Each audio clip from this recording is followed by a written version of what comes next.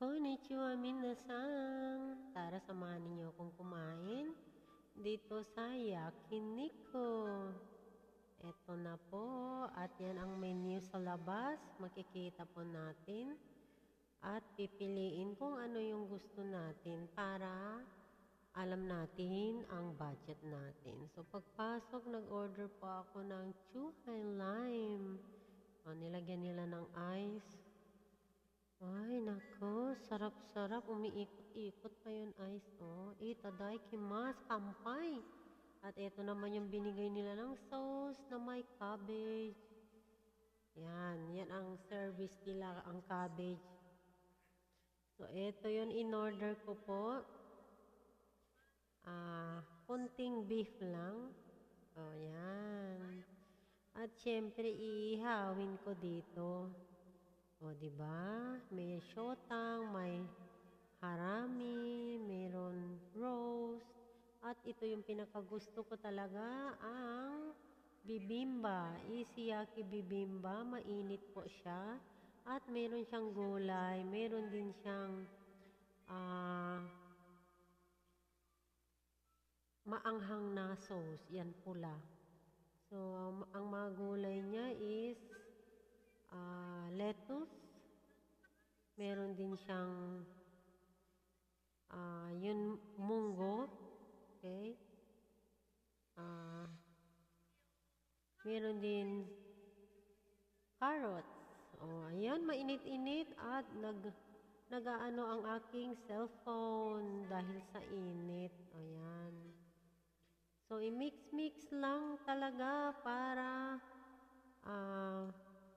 even ang lasa, okay? So, ang hirap naman. Oo, mahirap na paggutom. O, tingnan ninyo, meron talaga yung rice nagkakaroon ng parang tutong. O, diba?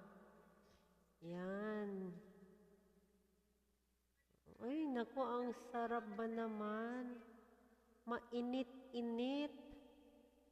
Ayan, sige, mix-mix lang po para makakain na. Kahit gutom na gutom, tiis pa rin.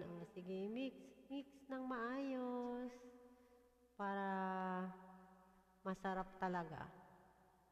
Ayan. At lalagay itong maanghang. May kimchi yan. Diba? At imi-mix again. Wala nang katapusan mix. Diba? Ay, nako. Kakain talaga ako dahil gutom po. So, ayan. Sa Korean restaurant yan, sa mga gustong pumunta sa mga Korean restaurant, yan po ang i-order ninyo dahil masarap na masarap.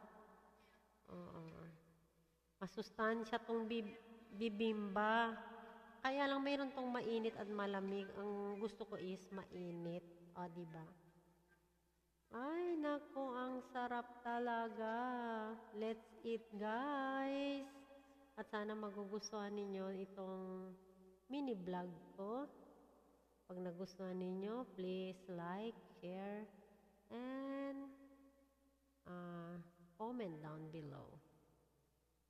Ayan. Thank you for watching.